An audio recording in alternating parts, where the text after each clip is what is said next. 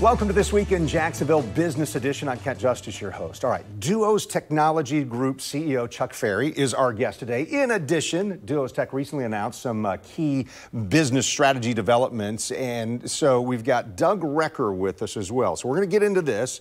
Doug's got a specific role. Your role as CEO was this last week, a week ago, saying, hey, we've got some really cool things happening here. So, Chuck Ferry, if we wouldn't mind, just start here, I guess, a quick introduction about you and the company, and then we'll dive into this. Yeah, well, just a brief overview of my background. Of course, I've been the CEO for Duos Technologies for the last 4 years now here in Jacksonville. Before that, I ran a large power company, APR Energy, also here in Jacksonville. And before that, ran a defense contracting company down in Tampa. And before that, I spent 26 years in the Army in infantry, ranger, and special operations units.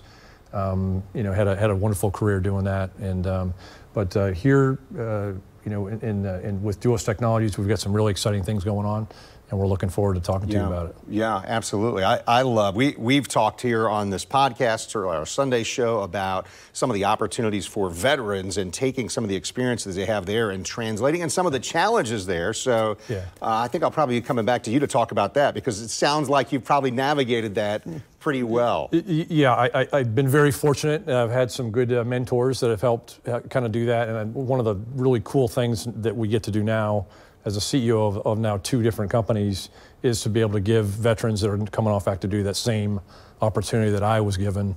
And so we're able to do that here at Duos Technologies as well. So it's exciting for us. So Doug Recker, we'll get into your specific role in a moment, but why don't you start there too? Tell us a little bit about yourself professionally, and I know you've got that military background too. Yeah, so I've been in Jacksonville about 23 years now and started 3 businesses here. One co-location big data center here called Colo 5. Very successful in this town as far as the pool of IT and the talent that's here, and that's one of the main reasons I stay here. And then we started another company called Edge Presence, which we sold last year, and we're starting it again under Chuck. Okay, so let's go to exactly what Duos Tech is. So Chuck, this is all you. Yeah, so Duos Technologies is a small but publicly traded company based right here in Jacksonville, Florida. We have about 75 employees total. And the company basically specializes at this moment in a cutting-edge technology called the Railcar Inspection Portal. And what the Railcar Inspection Portal does is basically a large car garage that sits on a set of railroad tracks, but it's got machine vision cameras, lighting, lasers, and speed sensors. And what it does is it effectively takes images, top, side, and bottom, of a speeding train at 70 miles an hour plus, and then creates those images so they can be viewed on a computer screen. And then we also apply machine vision and artificial intelligence that then automatically finds mechanical defects, which are then used by the railroads to repair those cars. We have 10 patents on that equipment. It's all been created here in Jacksonville by our engineers and our developers. And so that's been our primary core business. What's interesting is we have, with that solution, we have edge data centers. So much data comes off the machine vision cameras that you can't just send it into a large cloud data center. You have to process it all at the edge. And so effectively we're doing edge AI at all of our railcar inspection portals now. And kind of through that process, that's when I met Doug probably about 2 years ago. And we've actually purchased some of the edge data centers from his old business. And we employ those out in the field now. So there's kind of a real cool technical and commercial overlap between those 2 businesses, which is why I think we decided, Doug and I together, that we would start this new line of business here. So help somebody who's not steeped in technology like that, help me understand some of that. We've got to process it at the edge. Well, what does that mean exactly? So I'll turn that one over to Doug. Yeah. So basically you have a lot of files going over fiber right now, tons of information, terabytes of information. And what happens is when you have so much of that pipe clogs, right? And it just starts to slow down. You get that pixeling effect. You don't get the throughput, right? So what we do is we developed basically a pod is what we call it. It's a small data center that has anywhere from 4 to 15 cabinets inside of it. And it looks kind of like a boxcar kind of, and it's a shelter. And we place these shelters out where what we call the eyeballs, where the data is being used, like on your phone or on your laptop or on your TV now. So we bring this box and put it out closer to the edge is what we call it, where the eyeballs are. And the data can actually cache there, it can hold it there, it can actually shrink the packet and make it more resilient, it can make it more, the latency less. And so what happens is basically somebody that's out in the rural areas now have the same connectivity as they would like in the city here in Jacksonville. So that's what that box does. We basically bring the compute out to where it needs to be. Okay, so one of the things at the front edge of hearing about this, you're saying for rail cars going 70 miles an hour or something. So I'm hearing, okay, what we can do with AI is speed up processes. Yeah, so basically what you've got is, if you think about it, if you have your iPhone, let's say you want to watch a game, a baseball game that you have an app for, right? And if you're close by a data center source, what we call the latency, it's fairly fast. You'll get almost instantaneous satisfaction watching your video. Mm-hmm. If you're out somewhere rural and you do the same thing, you pull up the same program, whatever, you'll watch the screen spin. Right. We all love that. And that's we hate today. Now we hate that, right? Sure. And our kids hate it when they're right. Right. So what pushing this data out to the edge effectively solves that latency problem, but it does it out where they're using those devices. So when we're talking about in the rural areas, obviously our rural areas are not nearly as close to data centers.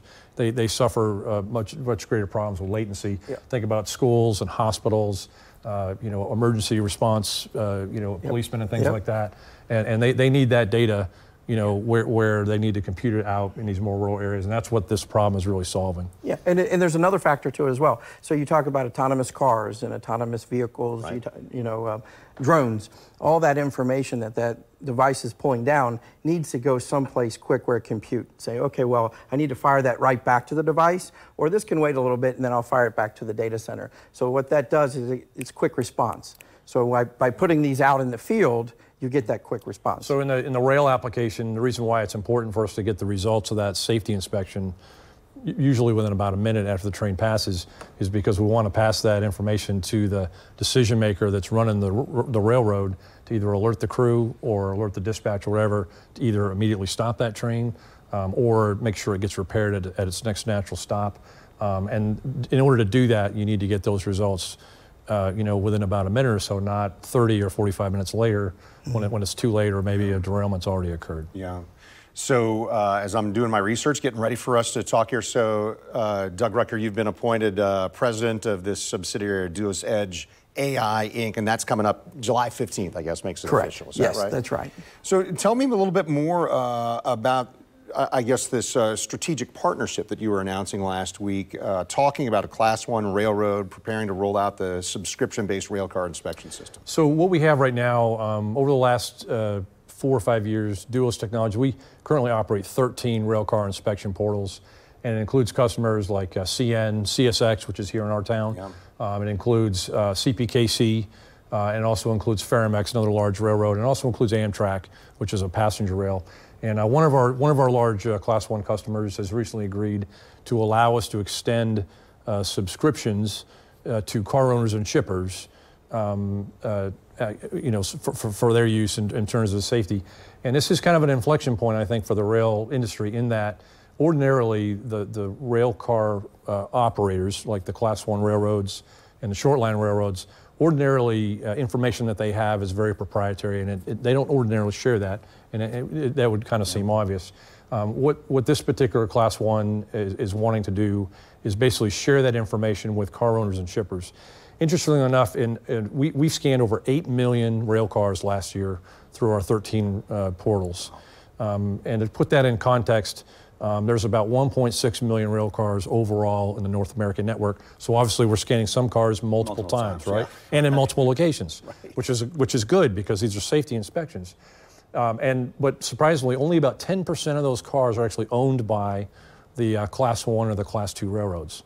About 90% of those cars are owned by car shippers and owners, such as GATX, TTX, ExxonMobil, Trinity Rail, and there's Formosa Plastic, there's all kinds of them. And so there's hundreds of these companies, and they're actually the ones that bear the cost of the rail car repairs. And so they have large operations where they're constantly either repairing or maintaining the cars. So what this will allow them to do is do what we call conditions-based maintenance or predictive maintenance versus reactive maintenance, which is when all of a sudden something bad happens or a car shows up and it's broken and they're reacting to it. So it's a real game changer in the rail industry, and it can certainly be applied in some other industries as well, I think, at some point. Is this an area that you think is expanding? It sounds like that was part of why we heard the announcements last week. Hey, there's opportunities here for your company to branch out a little wider here. Yeah, I think like all good CEOs and company leaders, you're always trying to figure out how to make your business more resilient, more diversified, which ultimately makes it a little bit larger. And as I think about it as a CEO and as a former military officer, I think about not only my employees but the families, and we provide jobs that feed families. So what we're trying to do is get a good, solid, valuable business that produces really valuable jobs. Almost all of our employees have college degrees. A lot of them went to the universities here locally and here in Florida. And so the jobs that we're creating here in Jacksonville, they're very they're very technical, very well good paying jobs. And I think that's why we need to make more money. That's right. Doug Recker, you mentioned, hey, the talent is part of the reason that I stay here. Yeah. We've seen in talking to the university leaders, hey, we're looking for what does an emerging business need from us to prepare our workforce so that when people graduate at Edward Waters or UNF or JU or FSCJ, that they're ready to step into those roles that each of you would need, right? Right. And there's a local college, I forget the name, that has an AI program they're starting. I don't recall it right this moment. But here in Jacksonville. FSCJ, I know, is working specifically with the autonomous vehicles, and they've opened the door to some of that training on how to be part of that. Critical, and that's such a great avenue to go down. So, and let me tell you why this is also, what we're doing is changing lives too. And just on a small level, let me give you two examples. One, for telemedicine, right? This is going to increase the outreach for telemedicine, so people don't have to go to the hospital. The doctors can do that in these remote areas and where the connectivity is not that great. But the second thing is, in the grocery, just I'll give an example, just in the grocery store chains, right? They're trying, I can't say which ones, but they're trying this AI product that basically, when you walk in the door, it reads your eyes. It doesn't know who you are, but it reads your eyes, so that AI is gathering that intelligence. You walk down the Kellogg aisle, the cereal aisle, you pull out Cheerios, you put it in your cart, you come back the next day, you come back 2 years later, you walk in the door and your phone goes, bing, how were the Kellogg's? Did you like that? Did you enjoy that? Here's a $2 off coupon. It's a little unnerving, by the way. Yeah, it is, but you've got brown eyes, you're going to like the Cheerios. You've got blue eyes, you're going to like the Apple Jacks. That's right. I don't know. But it can save you 10 to 20% on your shopping because you have this coupon now that wasn't available before. So then it'll direct you over to, say you buy baby food, it'll direct you over to the Pampers and so on. So it's scary, but it also can be very helpful. So that's another thing that we're bringing to the world. So yeah. Yeah, in terms of the skill sets to be able to do that, what we're really talking about for these local universities, we hire a lot of hardware engineers, mechanical, electrical and optical engineers. We have software developers that have write all sorts of different kinds of code. We have IT engineers and systems engineers to go with that, and then we have AI data scientists. If you want to be an AI data scientist, now's a great time to get into that industry because there's not really a lot of formal programs that necessarily train that. So a lot of the folks that do that right now have actually started in software or somewhere else, and they've basically learned how to do AI. So I think that AI space is a pretty hot one for sure. And then we also do a lot of our own project and construction, installation, and management, and all that sort of thing. So there's a whole set of skills that go with that, and that's where a lot of the military veterans come in because they're kind of used to doing things out in the field. They're very adept at running projects, and that's where we have a lot of our veterans kind of are inside that project management team for us. Your company employs a lot of veterans, right? Yeah. Pretty high percentage of we do. Over a third of our workforce are veterans, and we have and then inside that core of veterans, some of them are decorated, for valor veterans, which is pretty cool for us as well. Really cool. Yeah. Really cool. So I'm thinking through this, and it seems like when I talk with somebody about advancing technology, there are always terms that I've got to learn. So what are some of those things? I've heard, is it large model learning as part of AI? Did I get the phrase right? No. So that's language, or that is how much data comes in that the AI tool is processing? What does that mean? So basic AI and AI is not the same for every single application. So you have one kind of AI that's called structured AI, and it's basically where you're sifting and sorting through data. Like a bank will use structured AI to sort through, check logs or things like that to produce information. Then you have what's called unstructured AI. And unstructured AI is which is what we do, is where we're basically taking pictures of moving objects, okay, and then we're categorizing those moving objects, and then we're determining if something's going on with those objects. So the way it works for us is you will basically take, in some cases, millions of images of a particular safety apparatus on a rail car, and then you'll have a number of, but let's say half that data set is where it's in good condition, and the other half of the set is in bad condition. We call that now the training set. We now have the data scientists build an AI algorithm, which is basically a mathematical model, which is kind of cool. I'm not a mathematician. Right. Then they take that mathematical model, and the software guys take the mathematical model and match it to the training set and teach the mathematical model, how to tell what's good and what's bad. And then once you train it, you'll continue to feed more data into it, and over time it becomes more and more accurate. Think of it like on your iPhone or your whatever phone you have. When you first buy the phone and you put your face in front of it, it doesn't work or recognize your face. Yeah. After you use it for a couple weeks, it recognizes your face. Over time, if you have a pair of sunglasses on, oh, those are Chuck's sunglasses. It recognizes. So what that's doing is it's got an algorithm that's constantly training and learning to recognize the nuances of what you're doing. And that's what we're doing on a larger scale with the rail car inspection. That's very helpful. It kind of strikes me, gosh, you're doing this while these cars are moving at a very fast speed.